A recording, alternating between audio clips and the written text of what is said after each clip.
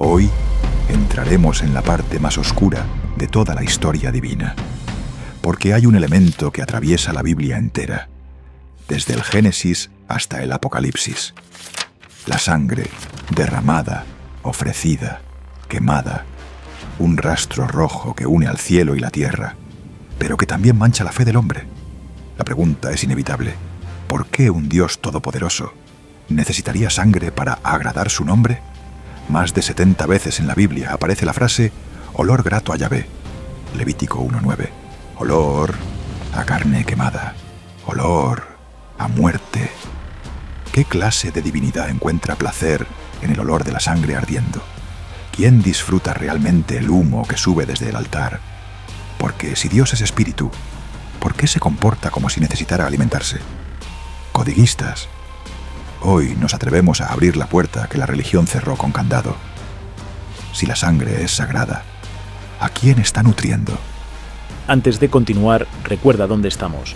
Esta es la saga El conflicto divino, una travesía donde analizamos por qué la Biblia describe dos rostros opuestos de lo divino, uno que conquista por guerra y otro que sana con amor. En el capítulo anterior expusimos a Yahvé como Señor de los ejércitos, un Dios que gobierna con fuego y espada. Pero toda guerra tiene un precio, y ese precio fue la sangre. Hoy revelaremos por qué ese Dios necesitó sacrificios para agradar su nombre, y cómo la sangre se convirtió en la moneda del pacto espiritual. Aquí no se trata de atacar la fe, sino de buscar al verdadero Dios más allá del miedo, la violencia y el control. Si este conocimiento resuena contigo, suscríbete y comparte. Hagamos que la verdad deje de ser un secreto. Continuemos.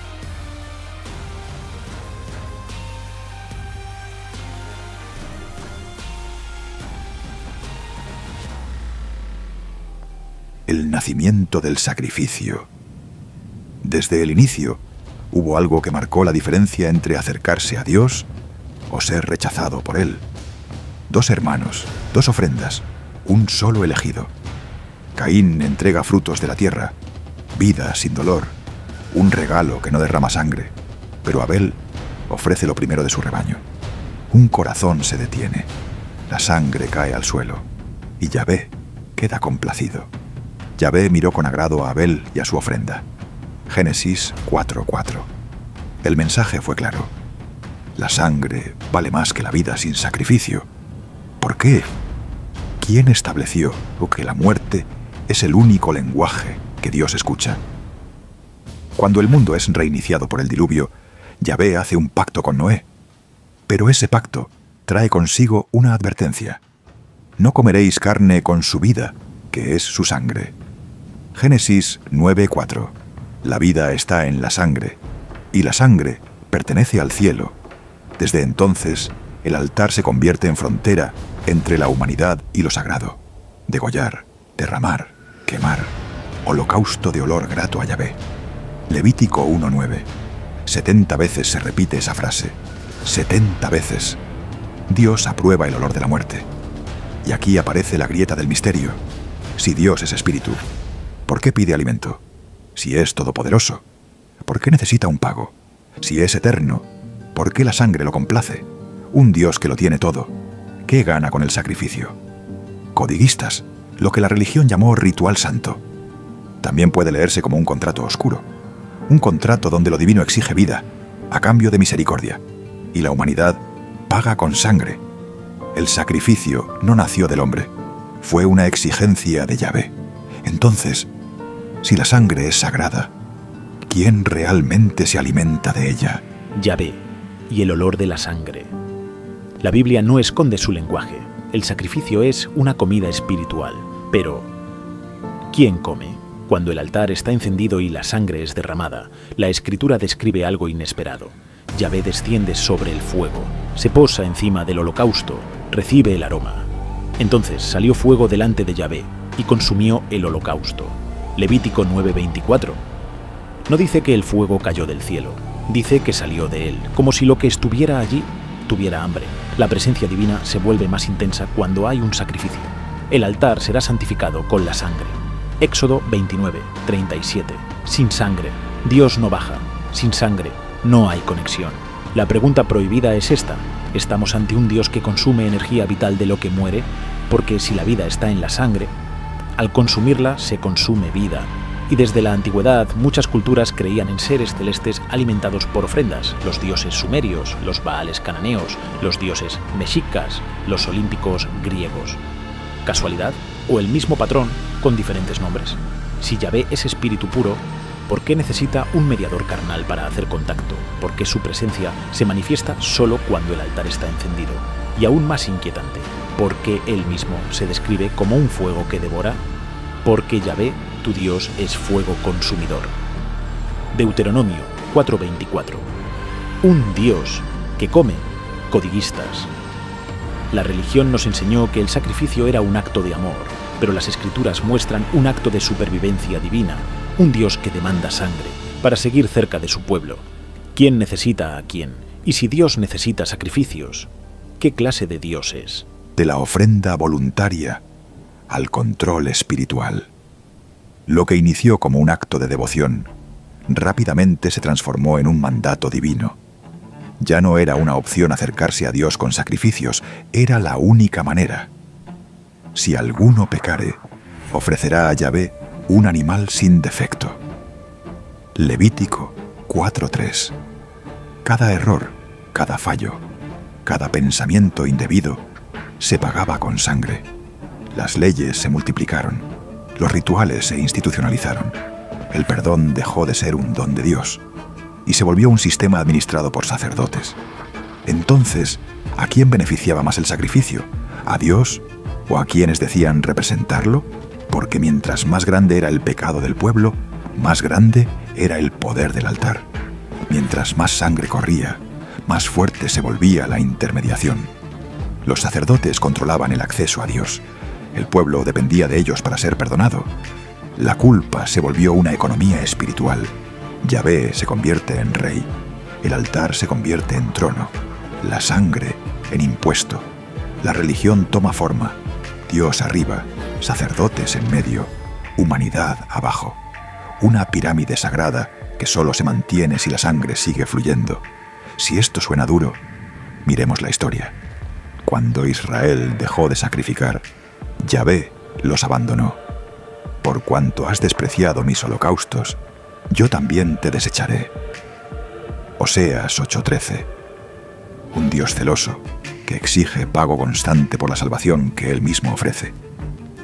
Codiguistas, la ofrenda se volvió obligación. La obligación se volvió miedo. Y el miedo se volvió obediencia. El sacrificio ya no redimía, el sacrificio ataba. ¿Por qué el Dios que llama hijos a los humanos los trata como deudores perpetuos? ¿Qué clase de padre solo muestra amor cuando hay sangre de por medio? La fe se volvió un contrato de control y la humanidad una nación endeudada ante un Dios exigente. Jesús rompe el pacto de sangre.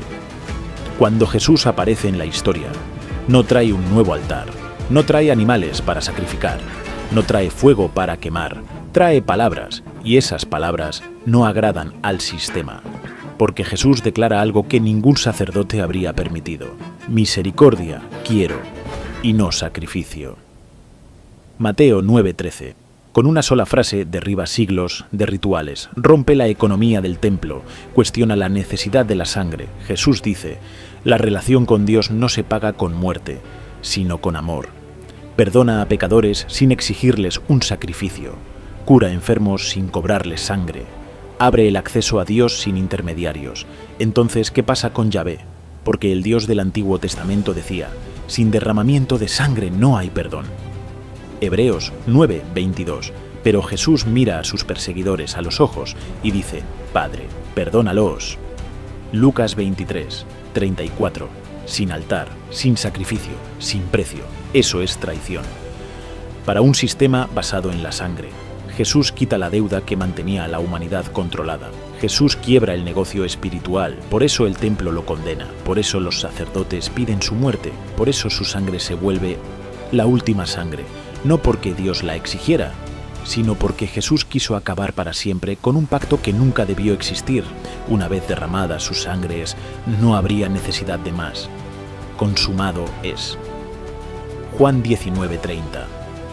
La sentencia final al antiguo sistema. El Dios de la sangre pierde su poder, el Dios del amor lo reemplaza. El velo del templo se rasga y la puerta al cielo se abre para todos, sin altar, sin sacerdotes, sin sacrificios. Eso es revolución divina. Jesús no vino a cumplir el pacto antiguo, vino a destruirlo. Y en esa destrucción nos liberó. Si aquí termina la historia, ya sería suficiente para cambiarlo todo. Pero aún falta lo más peligroso de esta revelación. ¿A quién le quitó el poder Jesús cuando acabó con la era de los sacrificios? ¿Qué entidad espiritual quedó hambrienta desde entonces? Y sobre todo, ¿por qué el mundo sigue edificando altares si Jesús los derribó? El Dios que ya no recibe sangre cuando Jesús muere. La historia espiritual del mundo cambia para siempre.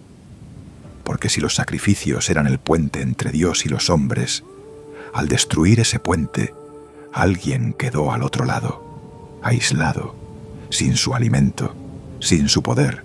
El templo ya no sirve, el altar ya no es necesario, el sistema se queda sin propósito. Y entonces ocurre uno de los actos más simbólicos de la Biblia. El velo del templo se rasgó en dos.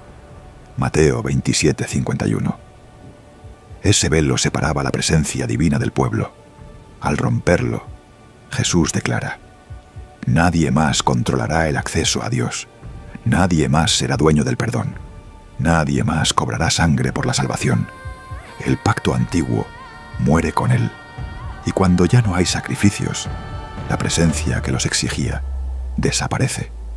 En ningún escrito posterior a Jesús, Yahvé vuelve a pedir sangre. En ningún episodio del Nuevo Testamento, fuego desciende del cielo para devorar carne. En ningún milagro Jesús reclama olor a holocausto. Eso nos deja con una revelación inquietante. Si Yahvé necesitaba sacrificios y ya no los recibe, ¿quién gobernaba realmente el templo y el altar? ¿Quién se beneficiaba del flujo constante de sangre? ¿Por qué Jesús lo llamó cueva de ladrones? Marcos 11:17. ¿Por qué se enfrentó específicamente al sacerdocio y no al imperio romano primero? La respuesta es peligrosa. Jesús no vino a derrotar a un gobierno. Vino a destronar a una entidad espiritual que se había establecido como Dios, pero que no era el verdadero Dios. Por eso lo crucificaron. Por eso intentaron silenciarlo. Por eso su mensaje es tan incómodo. Jesús liberó a la humanidad de un pacto que la mantenía endeudada y arrodillada ante un Dios que exigía sangre. Codiguistas. Si Jesús cortó ese pacto y cerró ese antiguo altar, ¿por qué aún existen religiones que se sostienen en el sacrificio, el miedo y la culpa? ¿Por qué hay tantos que todavía necesitan sangre para sentirse cerca de Dios? ¿Qué fuerza sigue intentando mantener vivo un sistema que ya fue derrotado? Aquí está la verdadera pregunta que debemos enfrentar. ¿Quién era el Dios del antiguo pacto si Jesús vino a derrotar su sistema? Y aún más perturbador, ¿ese Dios sigue activo, pero disfrazado de luz? Concluyamos esto. El Dios detrás de la sangre. Hoy hemos visto algo que no se predica, ni se admite en las instituciones religiosas, que el Dios que exigió sacrificios no es el mismo Dios que vino a liberar a la humanidad. Uno ordenó matar animales para agradarlo, el otro entregó su propia vida para que nadie más muriera. Uno gobernó con miedo, el otro con amor. Uno consumía sangre, el otro la derramó para que nadie más tuviera que hacerlo. Codiguistas. Si Jesús vino a corregir el pacto anterior, entonces debemos hacernos la pregunta más peligrosa de todas. ¿A quién estábamos adorando antes, cuando adorábamos a Yahvé? Porque si el Dios verdadero no necesita sangre, ¿quién estaba realmente al otro lado del altar? ¿Quién se coronó como divinidad a través del sacrificio? ¿Quién convirtió el perdón en una deuda sangrienta? Y sobre todo, ¿por qué todavía hay poderes en este mundo que intentan mantener viva esa red de control? La fe fue diseñada para liberarnos, pero alguien la usó para encadenarnos. Jesús quitó la sangre del trono, el sistema se derrumbó y desde entonces esa entidad ha intentado recuperar su poder. La guerra espiritual no terminó en la cruz, apenas comenzó. Así que, codiguistas, prepárense, porque en el siguiente capítulo revelaremos la identidad del Dios que necesitaba sacrificios. y por qué Jesús lo llamó el príncipe de este mundo. Juan 12:31. Si este conocimiento resuena en tu espíritu, suscríbete y comparte este video con quienes aún sienten que algo no encaja en la historia sagrada. Nosotros acabamos de romper el silencio. La verdad ya está sangrando. Nos vemos en el próximo capítulo.